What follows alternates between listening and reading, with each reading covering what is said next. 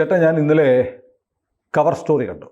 ഞാൻ ഇന്നലത്തെ cover story പ്രതീക്ഷയോടെ കാത്തിരിക്കുകയായിരുന്നു. കാരണം അതിന് മുമ്പത്തെ ആഴ്ച നടത്തിയ കവർ സ്റ്റോറിയിലാണ് കേരളത്തിലെ ഹിന്ദുക്കൾക്ക് വല്ലാതെ മുറിവേൽക്കുന്ന ഒരു പരാമർശം സിന്ധു സൂര്യകുമാറിൻ്റെ ഭാഗത്തു നിന്നുണ്ടായി. ഏഷ്യാനെറ്റിൻ്റെ മുതലാളി എന്നൊക്കെ എല്ലാവരും പറയുന്ന രാജീവ് ചന്ദ്രശേഖർ ഒരു അഴകുഴമ്പൻ സ്റ്റേറ്റ്മെൻ്റ് ഇറക്കി. അതും വിവാദമായി.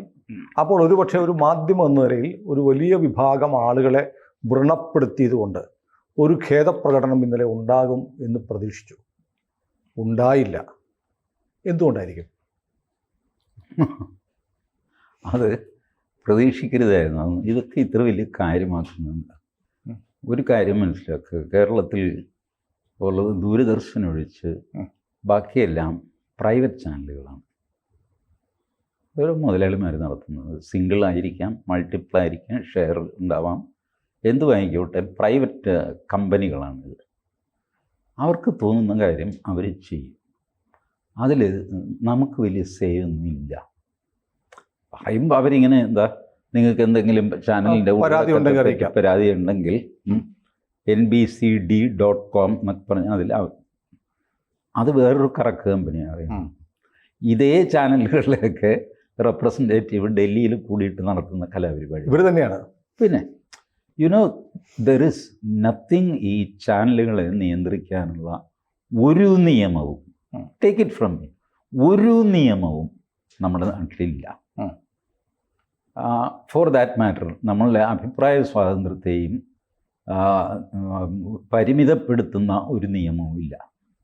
ഇതൊക്കെ വലിയ കാശുകാരൊക്കെ ആണെങ്കിൽ സുപ്രീം കോടതി വരെ ഫൈറ്റ് ചെയ്തിട്ട് ആർട്ടിക്കിൾ 19(2) വെച്ച് റീസണബിൾ റെസ്ട്രിക്ഷൻ ആണോ ഇത് എന്നൊക്കെ ചോദിച്ച് വഴക്കുണ്ടാക്കാം എന്നുള്ളതല്ലാതെ അതിൽ കവിഞ്ഞ വലിയ നിയന്ത്രണങ്ങളൊന്നുമില്ല.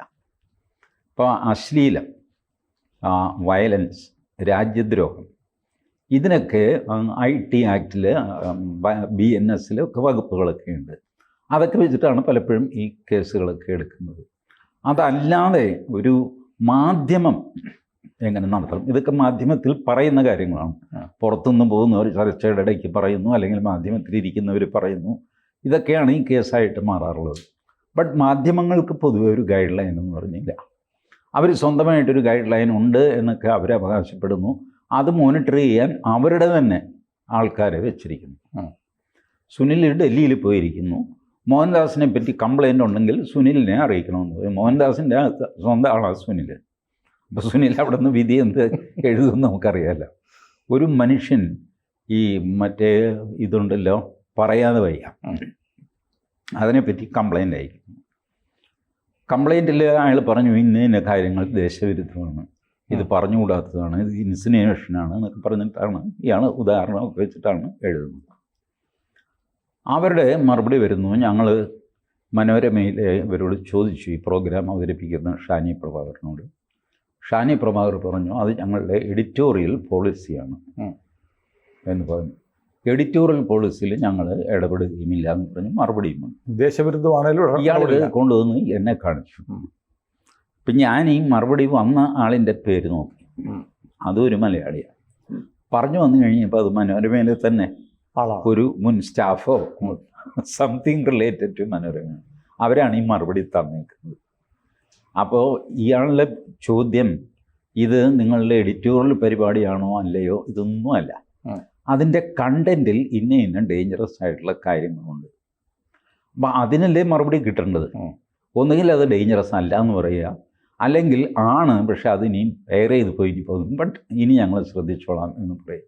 ഇത് വേണം ചെയ്യാൻ. അല്ലാതെ എഡിറ്റോറിയൽ പരിപാടി ആണ് എന്നുള്ള പ്രഖ്യാപനത്തോടെ കഴിഞ്ഞു. ഉള്ളടക്കം സംബന്ധിച്ച് പരാതി ഉണ്ടെങ്കിൽ അറിയിക്കണമെന്ന് പറഞ്ഞ് ഇവർ എഴുതി കാണിക്കുന്നതുകൊണ്ടാണ് ഈ മനുഷ്യൻ ഇത് ചെയ്തത്. ഇപ്പം ഞാൻ അദ്ദേഹത്തോട് പറഞ്ഞു, ഇടും ഇത് വേറൊരു കറക്ക് കമ്പനിയാണ്, ഇത് ഡൽഹിയിലിരിക്കുന്നതേ ഉള്ളൂ, ഇവിടെ ഉള്ളവരെ സംരക്ഷിക്കാൻ അവർ തന്നെ ഉണ്ടാക്കിയൊരു കമ്പനിയാണ്, അതല്ലാതെ വേറെ ഒന്നുമില്ല. പിന്നെ ഉള്ളത് പ്രസ് കൗൺസിലാണ്. പ്രസ് കൗൺസിലിൻ്റെ കീഴിൽ ചാനലുകൾ വരുന്നില്ല, പത്രങ്ങൾ വരുന്നു. ഇനി പത്രത്തിൽ എന്തെങ്കിലും അബദ്ധം അച്ചടിച്ച് വന്നു എന്ന് വെച്ചു, പ്രസ് കൗൺസിലിന് കൊടുത്തു കഴിഞ്ഞാൽ പ്രസ് കൗൺസിൽ എന്താ ചെയ്യാൻ പോകുന്നത്? പല്ലില്ലാത്തൊരു പാണ്ഡൻ നായ ഒന്നുമില്ല. അവർ പറയും നിങ്ങളിത് ചെയ്തത് ശരിയായില്ല. അപ്പോൾ വല്ലാതെ പ്രഷർ വന്നു കഴിഞ്ഞാൽ 37-ാം പേജിൽ 48-ാം കോളത്തിൽ ഞങ്ങൾ കഴിഞ്ഞ 77-ാം തീയതി കൊടുത്ത വാർത്ത ഇതിൽ പെശക് സംഭവിച്ചതിൽ ഖേദിക്കുന്നു. ആരെ ഈ കഴിഞ്ഞ 77-ാം തീയതിയിലെ പത്രം എടുത്ത് നോക്കാൻ പോകുന്നു?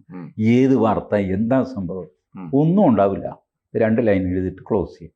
ഇതാണ് നമ്മളുടെ സംഭവം. അപ്പോൾ ഒരു പ്രൈവറ്റ് കമ്പനിയിൽ ആരെ വയ്ക്കണം, അവരുടെ കോളാമ്പിയിലൂടെ എന്ത് പറയണം തീരുമാനിക്കുന്നത് അവരാണ്. ഒരു പരിധിയിൽ കവിഞ്ഞ് പ്രതീക്ഷിക്കുന്ന നിങ്ങളാണ് കുറ്റക്കാർ. അല്ല, അങ്ങനെയാണെങ്കിൽ രണ്ട് സംശയങ്ങളുണ്ട്. ഒന്ന്, സിന്ധു സൂര്യകുമാറിൻ്റെ ആ പ്രോഗ്രാം ശരിയായില്ലെന്നും പുളിയിറക്കോണത്തെ ബർക്കാദത്താണെന്നും TG പറഞ്ഞായിരുന്നു. അതെന്തിനാ പറഞ്ഞത്? ഞാൻ അവരെയൊക്കെ വിമർശിക്കാറൊക്കെയുണ്ട്. പക്ഷേ ഞാനതിൻ്റെ പിന്നാലെ കരഞ്ഞുകൊണ്ട് നടക്കാറില്ല. അയ്യോ നിങ്ങൾ ഖേദം പ്രകടിപ്പിക്കും, അയാളെന്തിന് ഖേദം പ്രകടിപ്പിക്കും? ഒന്നാമത് ഈ ബലം പ്രയോഗിച്ച് ഖേദം പ്രകടിപ്പിക്കുന്നതിൽ അതിലർത്ഥമില്ല. മാപ്പ് പറഞ്ഞിട്ടേ തന്നെ വിടുകയുള്ളൂ.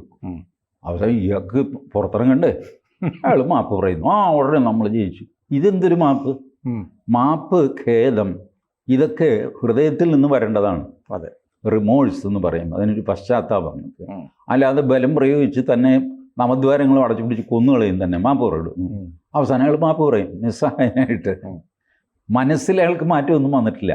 അങ്ങനത്തെ മാപ്പോ ഖേദമോ ഒന്നും പറയാതിരിക്കുന്നതാണ് നല്ലത്. You troll them, you attack them back, you have social media with you, you attack them back left and right. So that അവരെ അനാവശ്യമായിട്ട് വാ തുറന്നു കഴിഞ്ഞാൽ വലിയ പ്രശ്നമാകും അവർക്ക് തന്നെ മനസ്സിലായി കഴിയുമ്പോൾ മെല്ലെ നിർത്തിക്കോളും. പക്ഷേ ഈ പറഞ്ഞ പോലെയല്ല, TG പറഞ്ഞ പോലെ ഈ പ്രസ് കൗൺസിൽ ഇടപെട്ടിട്ട് 47-ാം പേജിൽ 87-ാമത്തെ കോളത്തിൽ മനസ്സിലാവാത്ത തരത്തിലല്ലാതെ വല്ല വെടിപ്പായിട്ട് മാപ്പ് പറഞ്ഞിട്ടുണ്ട്. ഒരു മതവുമായി ബന്ധപ്പെട്ട ഒരു പ്രധാനപ്പെട്ട ആളുടെ കല്യാണം, പ്രായവ്യത്യാസം ഉണ്ടായിരുന്നു എന്ന് പറഞ്ഞതിന് ശക്തി, വലിയ ശക്തി, മാതൃഭൂമി പത്രം മാപ്പ് പറഞ്ഞു. ഞാനിത് എത്രാം തവണ പറയണം? ശക്തിയുടെ മുമ്പിൽ പേടിക്കാത്ത ആരാളെ?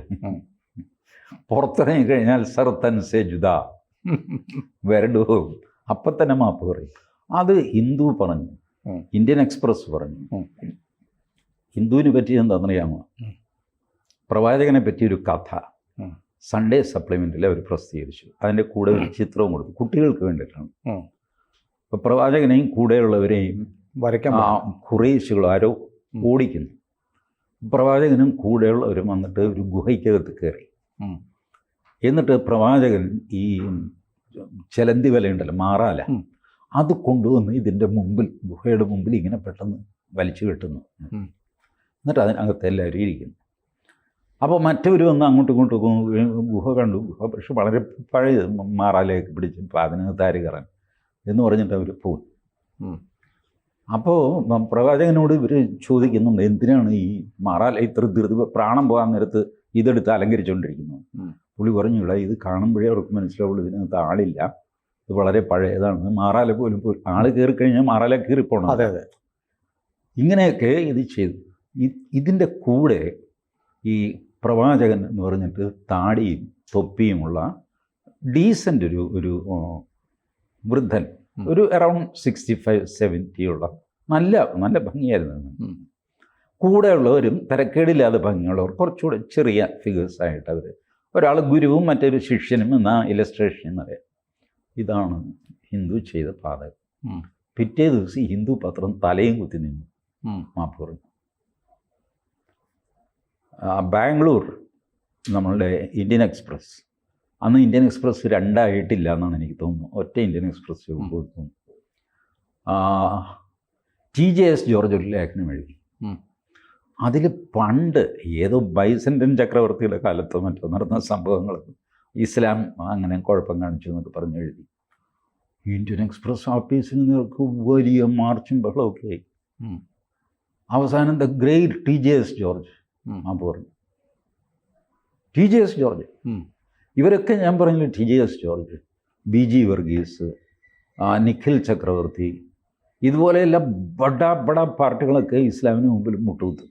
കാരണം പ്രാണഭയം. ഞാൻ അവരെ കുറ്റം പറയില്ല കേട്ടോ, പ്രാണഭയം.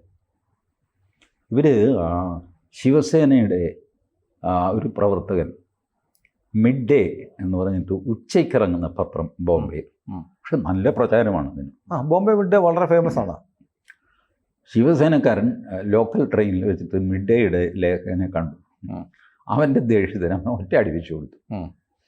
അത് വൻ ബഹളമായി. പത്രസ്വാതന്ത്ര്യം തകർന്നു അത് ഇതെന്ന് പറഞ്ഞിട്ട് ഇവരെല്ലാം കൂടെ ഡൽഹിയിൽ നിന്ന് ഫ്ലൈറ്റ് കയറി സാവർക്കർ സദന് മുമ്പിൽ, അല്ല സേനാഭവന് മുമ്പിൽ ദാദറിൽ, അതിനെതിരെ റോഡിനെതിരെ ഇവർ പന്തലൊക്കെ ഇട്ട് നിരന്നിരുന്നു. വലിയ ആൾക്കാർ, ഈ TJS ജോർജ് ഉണ്ട്, BG വർഗീസ് ഉണ്ട്, നിഖിൽ ചക്രവർത്തിയുണ്ട്, പിന്നെ അന്നത്തെ പത്രപ്രവർത്തകർ എല്ലാം വയസ്സായ വളരെ റോയൽ ആൾക്കാരാണ് ഇവരിരുന്നു.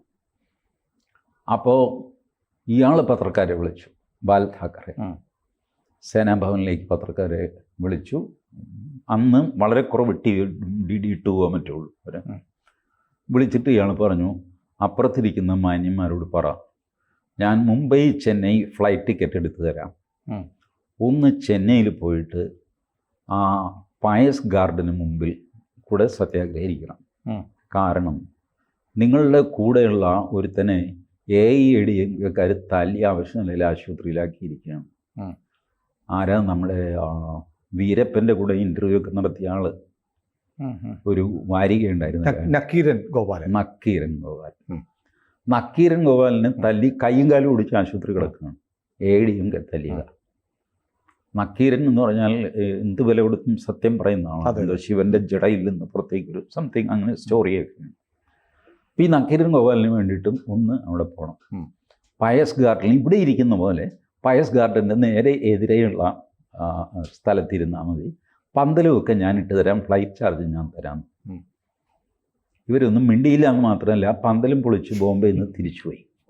കാരണം അവിടെ പോയി കഴിഞ്ഞാൽ നക്കീറിൻ്റെ ഗതിയാകും BG വർഗീസ്. ബാൽ താക്കറയുടെ അടുത്ത് അങ്ങനെയൊന്നും ഉണ്ടാവില്ല, മനസ്സിലായി. ഇതിപ്പോൾ ട്രെയിനിൽ കണ്ടപ്പോൾ ഒരുത്തം ദേഷ്യം വന്ന് ഒരു അടി വെച്ചു കൊടുത്തു, അതിന് ഇത്ര വലിയ ബഹളമൊന്നും ചെയ്യേണ്ട കാര്യമില്ല. It's a minor criminal case which is occupational ഹാസാർഡിലാണ് ഒരു പത്രപ്രവർത്തകൻ്റെ.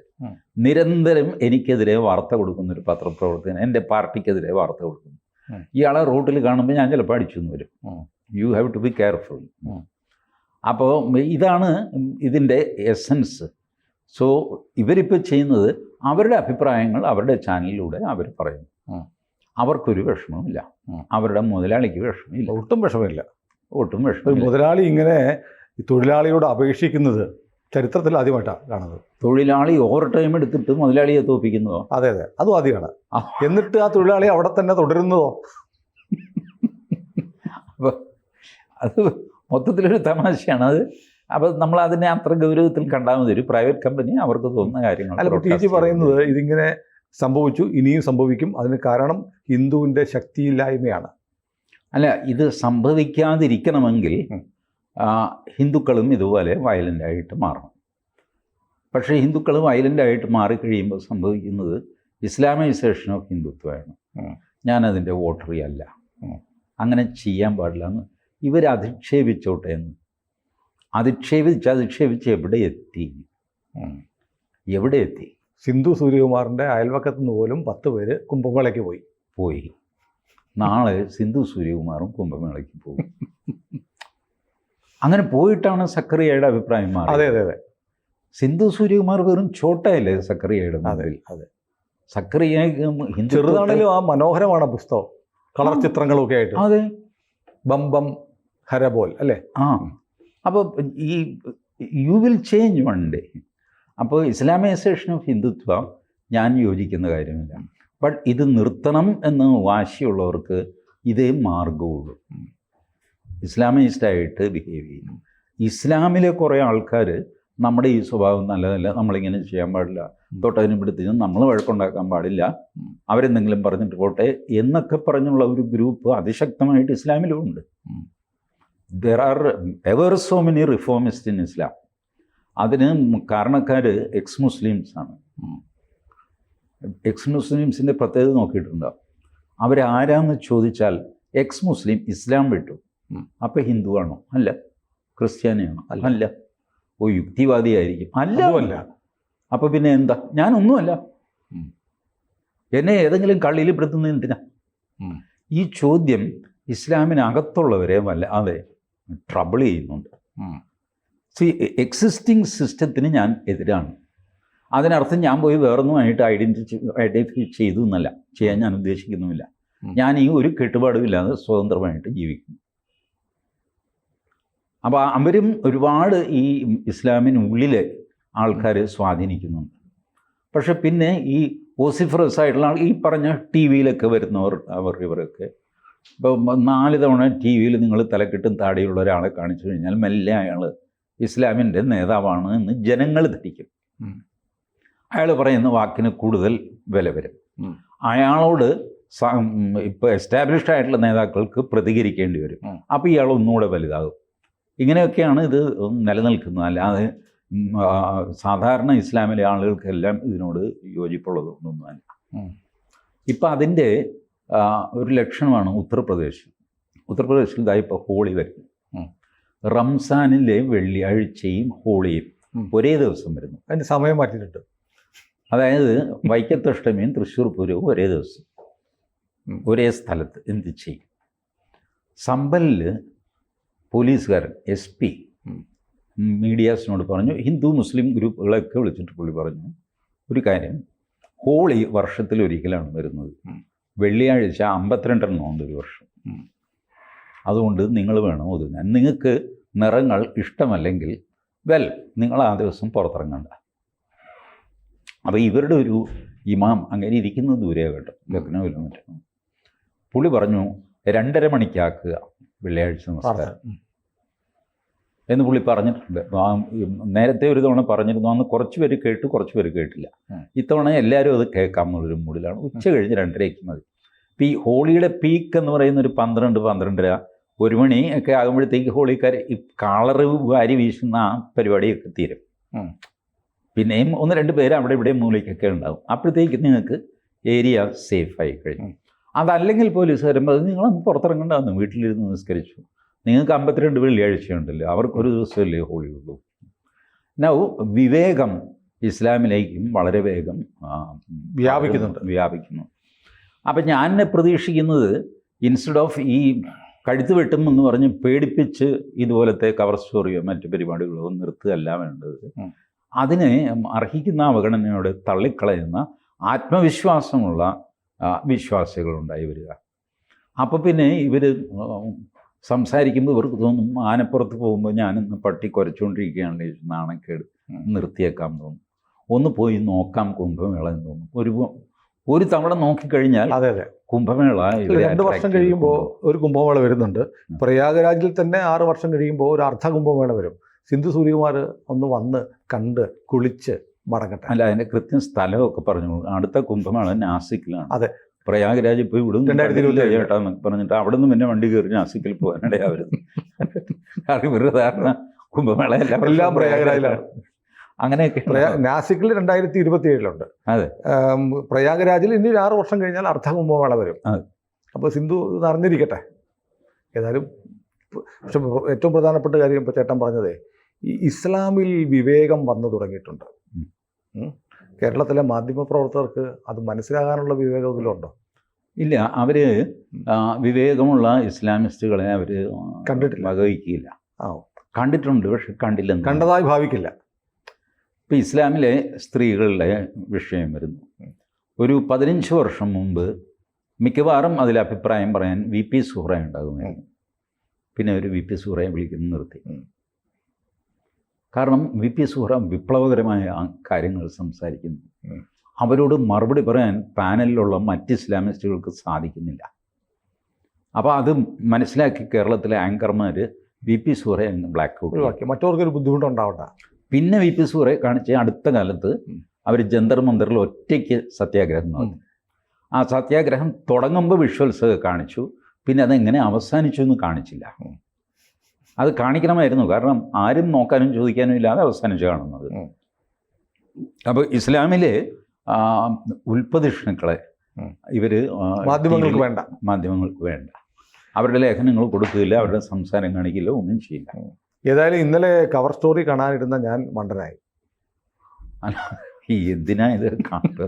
ഇപ്പം TV തുറക്കാൻ തന്നെ പേടിയാണ്. പിന്നെ അത് വേറൊരു വിഷയം. കൂടുതൽ വാർത്തകളും വിശേഷങ്ങളും നിങ്ങളിലേക്ക് എത്താൻ ABC മലയാളം സബ്സ്ക്രൈബ് ചെയ്യുക, ബെൽ ബട്ടണും അമർത്തുക.